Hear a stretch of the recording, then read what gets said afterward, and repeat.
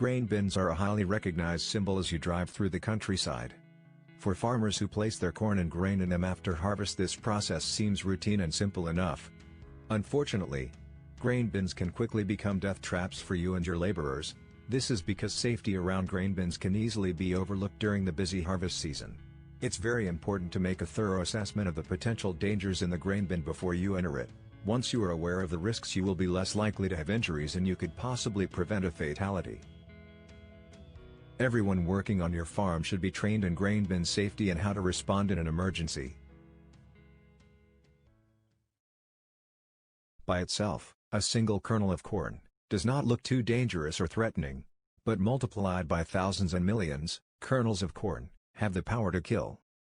This course will help identify a few common farm hazards and cover some key objectives of grain bin awareness.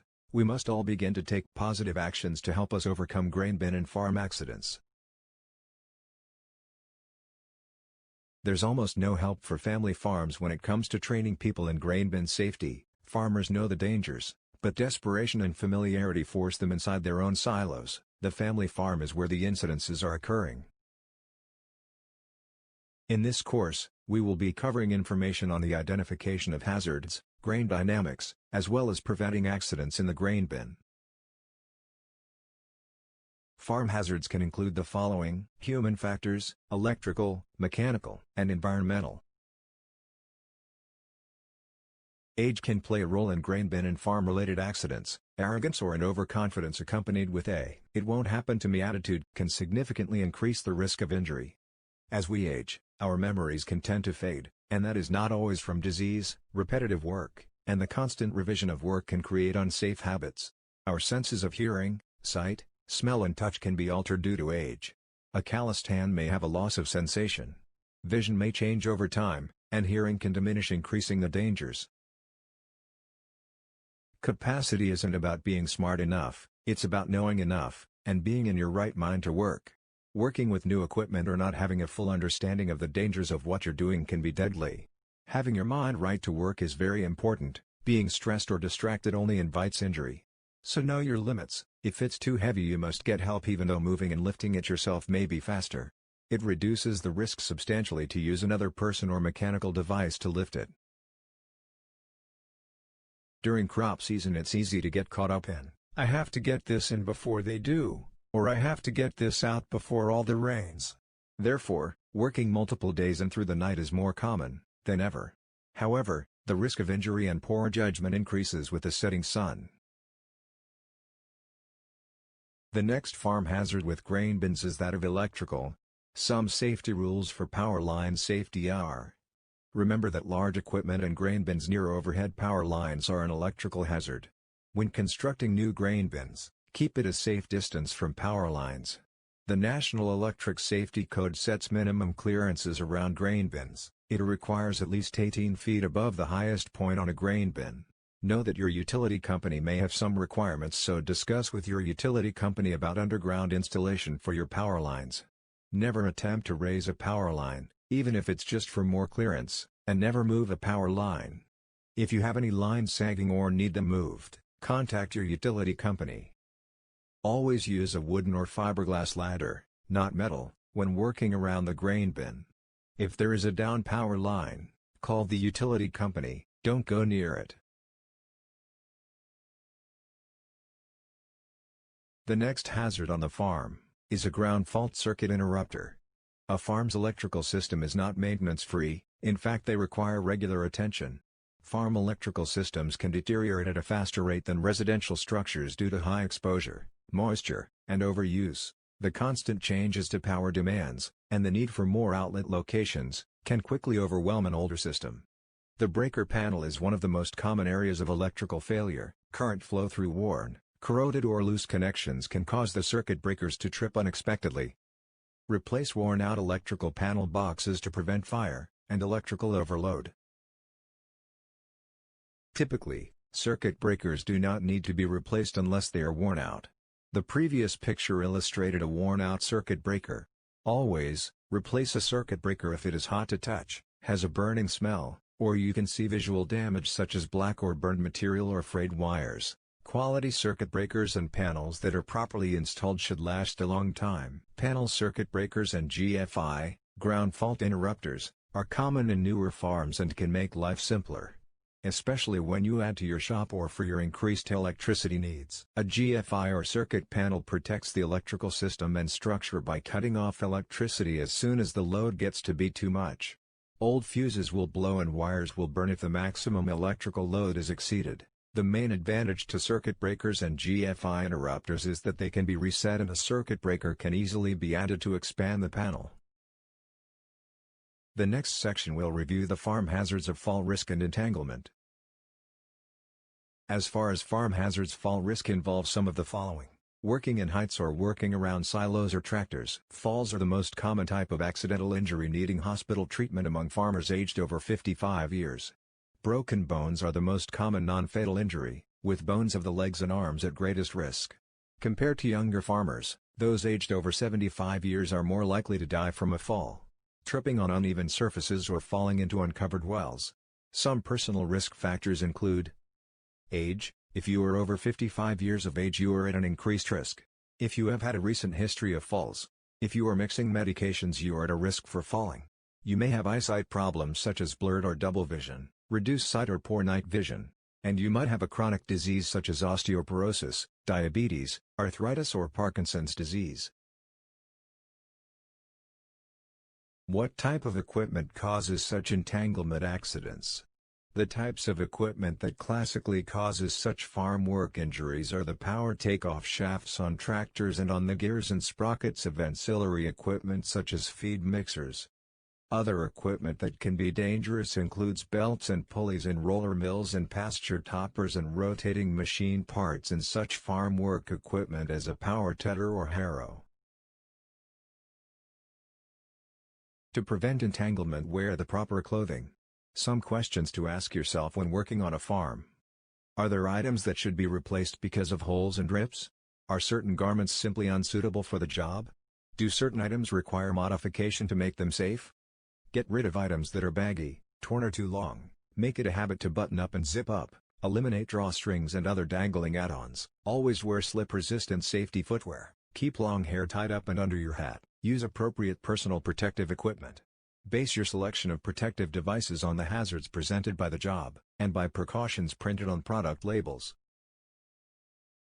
The next section will look at environmental hazards, and how the weather and crop dynamics can play a part in creating a hazard for farmers with grain bin storage. Working in extreme temperatures, hot or cold inside a grain bin can inundate the body's temperature control system. When the body is unable to warm or cool itself properly, illness can result. Heat and cold stress can contribute to adverse health effects that range in severity from discomfort to death. Heat-related illnesses can be potentially dangerous and life-threatening to those individuals in a farming community, but they can be prevented. When working in a grain bin in the heat, drink plenty of water before and during work activities, take breaks in a shaded area, pace yourself, and gradually adjust to working in the heat. After extended rains last fall, corn and soybeans may have been stored at a higher moisture content than usual. This moisture, along with the resulting molds, can lead to grain and particularly soybeans going out of condition and clogging or crusting in the bin. It may be tempting to enter the bin to break the crust and facilitate grain movement, but it is unsafe and can be life-threatening. On Saturday afternoon, February 9th, a Nebraska City farmer and another man were loading out their third truck of soybeans from a farm near Unadilla. When the flow of beans to the auger stopped, the farmer entered the grain bin to loosen the bridged beans. Unfortunately, he became entrapped in the grain, and when he didn't respond to calls from outside the bin, rescue workers from 3 towns were called. They cut into the bin perimeter to empty the grain, but unfortunately, it was too late to save the farmer's life. In less than a minute of becoming entrapped, a person can become engulfed in grain and suffocate. With so much to think about during harvest, some details can easily get overlooked. Don't let mycotoxins be one of them. Mycotoxins can be extremely harmful to humans and animals. They are known to disrupt the synthesis of DNA, RNA and proteins, and can impair animal health, even causing death. The metabolites can be passed through animal products, such as milk. These mycotoxins can affect humans at different levels of severity: respiratory distress, coughing, sneezing, and in some cases anaphylaxis. Mycotoxins can also have a severe economic impact. They reduce the crop value from the restricted use of contaminated grain and are a cause of rejection of unacceptable dry distillers grains. Harvest moisture and handling can also influence grain infection. Higher grain moisture, improper storage and damaged kernels can increase the likelihood of mycotoxins in the grain. Entrapment. How does it happen? People can become caught or trapped in grain in three different ways: the collapse of bridged grain, the collapse of a vertical wall of grain, and entrapment in flowing grain. People who work with grain, loading it, unloading it, and moving it from bin to bin, need to know about the hazards of flowing grain and how to prevent a grain entrapment situation.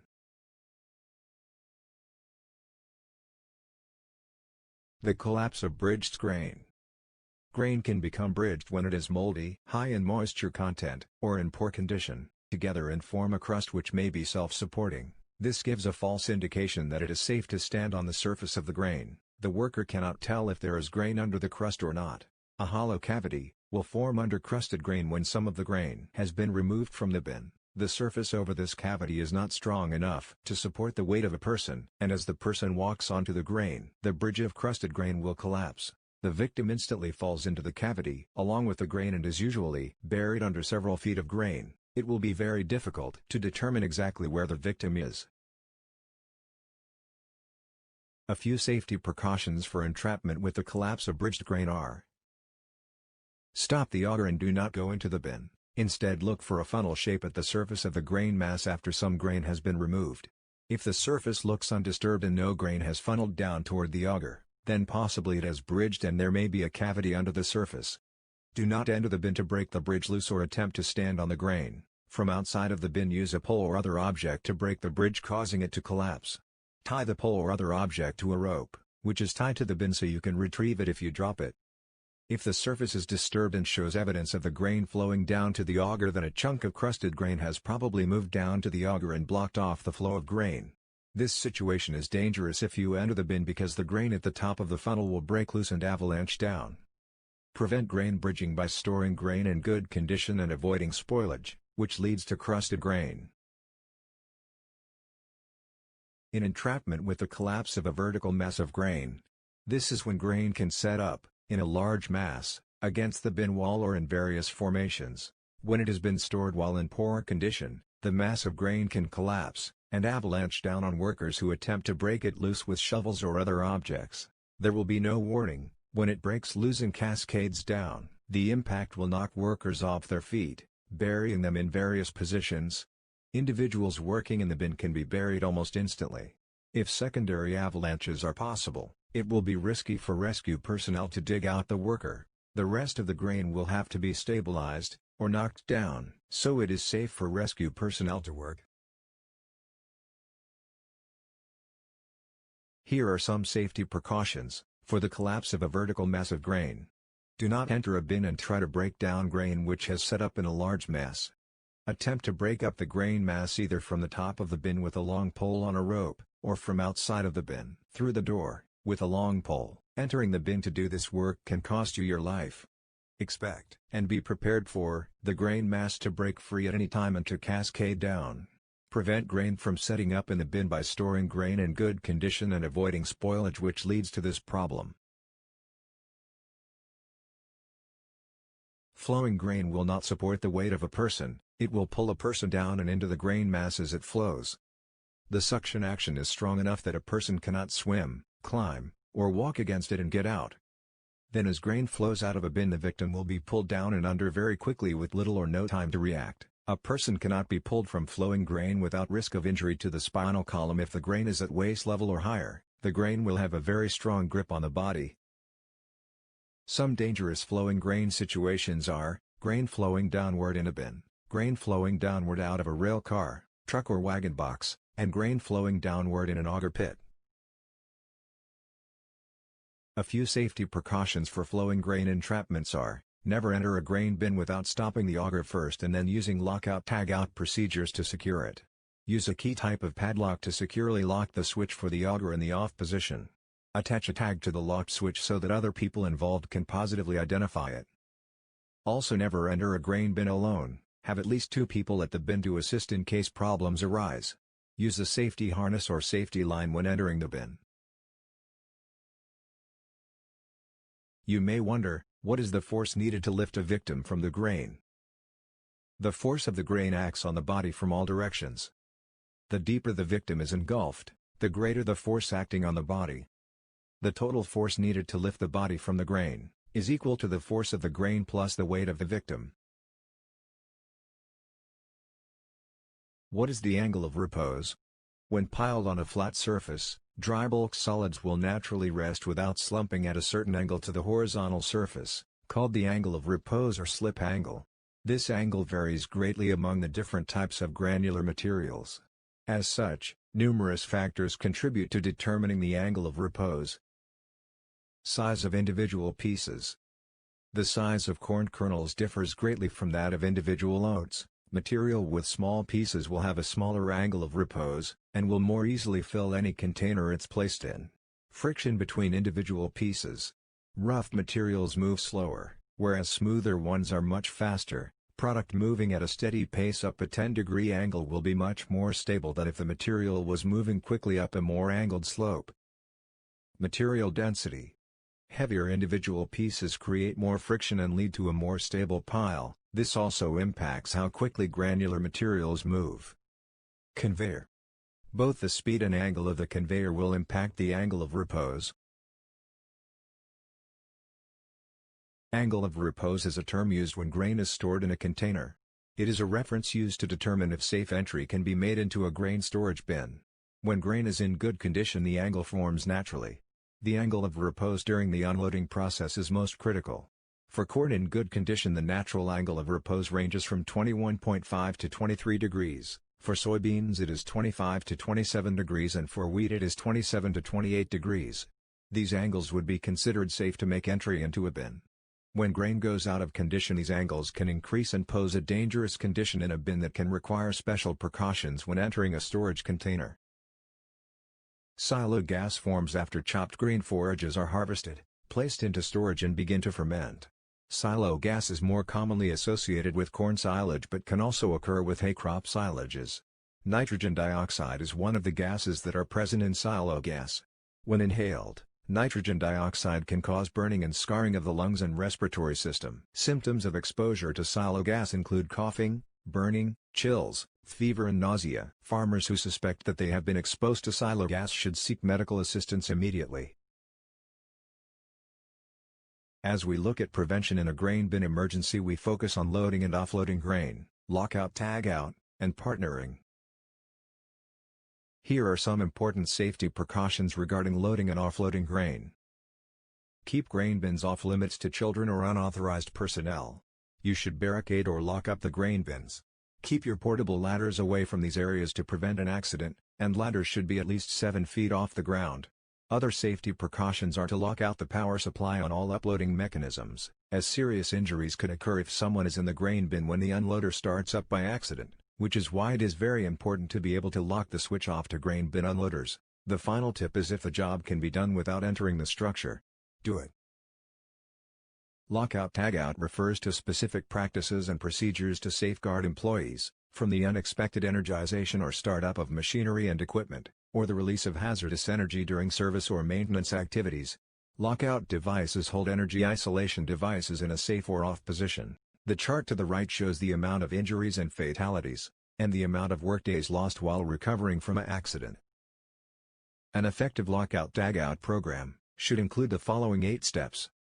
Step 1. Detailed procedures for equipment. Step 2. Notify affected employees. Step 3. Shut down equipment properly. Step 4. Disconnect all primary energy sources. Step 5. Address all secondary sources. Step 6. Verify the lockout. Step 7. Keep it in force during shift changes. And Step 8. Bring the equipment back online. Never enter a grain bin alone. Have at least 2 people ready to assist in case of problems. Be sure you can hear and see one another. Position one of the observers, who is equipped to help and perform rescue operations, outside the bin. Use the safety harness and line when entering a grain bin. We would like to sincerely thank our partners for providing us the tools and resources to bring you this online learning program. Without their involvement and support for this educational series, it would not have been possible.